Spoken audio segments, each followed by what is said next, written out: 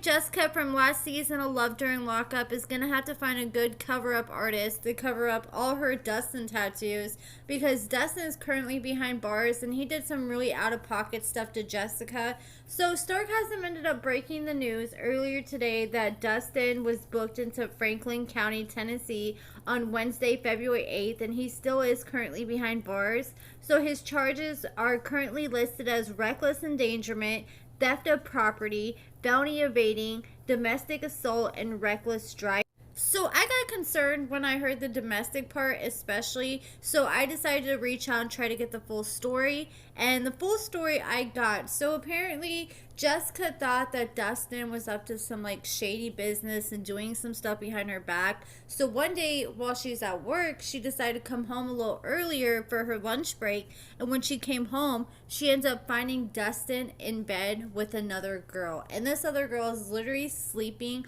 on the side of the bed that Jessica sleeps in.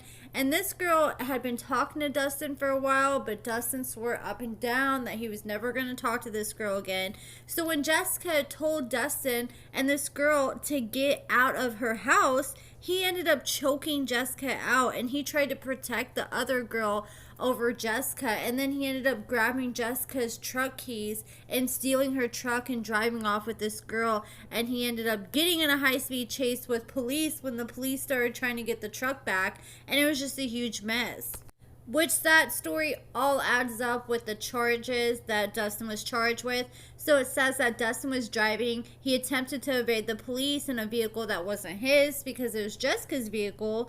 And he ended up getting a theft charge because he stole the truck. And the theft charge is a felony due to the property being stolen being valued between $10,000 and $60,000. So Dustin is still currently in custody. He has a $20,000 bond listed for each charge, and it's unclear from the Franklin County jail records if Dustin's total bond is $20,000 or $100,000 altogether.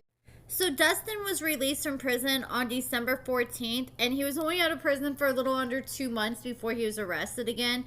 And Jessica ended up sharing a photo on January 7th where she ended up buying a house for her and Dustin to live in Tennessee, and it looked like all was well for them. On January 16th, she ended up posting a picture showing off her latest Dustin tat. You know, and she has multiple other Dustin tats. You know, she has that big Dustin tat all over her stomach, and then she showed off a few weeks ago this face tat that Dustin got of her name right across his forehead. So I was like, man, he is really committed. They must be doing really good. They're getting all these tats of each other. She even showed off pictures where he was meeting her daughter, and I thought he looked healthy, but apparently Dustin was still struggling once he got out of prison. And then Jessica ended up posting, "I'll never regret you or say that I wish I'd never met you, because once upon a time you were exactly what I needed." And so apparently stuff started going downhill around Jessica's birthday on February 3rd, a little under a week ago. And ever since then, up until Dustin got arrested, things were just going really bad between the two. And I called this in my videos. This was the worst case scenario that I was scared was going to happen. She's going to up and sacrifice everything, move to Tennessee for this dude, and he was going to get out of prison and still be struggling. And that's exactly what ended up happening. And now she's out in Tennessee and she don't have anybody, but she's still really close with his family, and his family's very disappointed as well because they thought that Jessica was going to be the one to save him.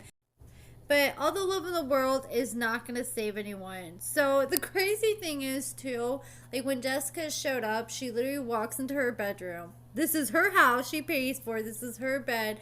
And he's sitting there with no pants on. And then when she gets mad and asks the girl to leave, he got mad at Jessica. He's like, "Why didn't you introduce yourself or tell her it was nice to meet her?" Like, this girl is literally in my bed, and this is a girl that apparently this is not the first relationship she's broken up with Dustin's. She's like a reoccurring person that comes in his life and that he just can't leave alone. This girl that was in bed with Dustin too is even posting and bragging about supposedly beating Jessica down, as Dustin was also laying hands and choking her out as she caught him in her own house. Like, I cannot believe it. Like, this dude really has some brass balls to stay here and think it's okay to have another girl in this lady's bed and not be nervous at all, just be so nonchalant. And thank God she listened to her intuition and decided to come home early one day. And no telling how many other times he was doing stuff like this that he didn't get caught. But it's just a sad story overall. Like, I cannot say that I'm surprised at all. Like, I definitely called something like this happening in previous videos I made, like, during their season. But at the same time, I do still feel really bad for Jessica because she has sacrificed so much. I feel like she's very naive to the situation because I feel like she probably hasn't really dealt with too many people on drugs in her life. It's just she thought she could probably better control the situation. But when you're dealing with someone on drugs, everything is completely out of your control.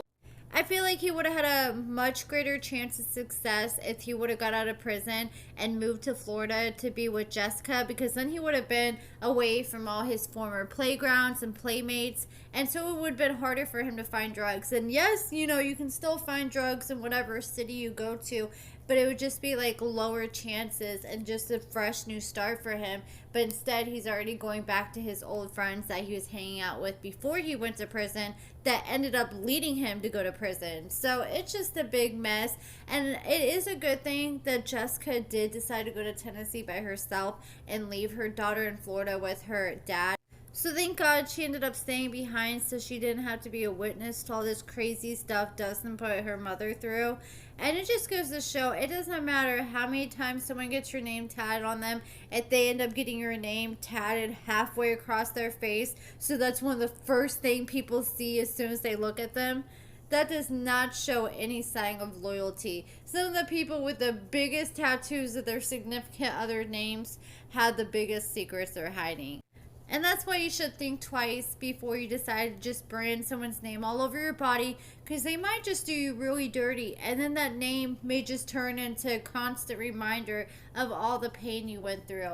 And it's also going to be a deterrent for some people, like when they want to try to date you and they realize that you got your ex's name tatted across your coochie or your face.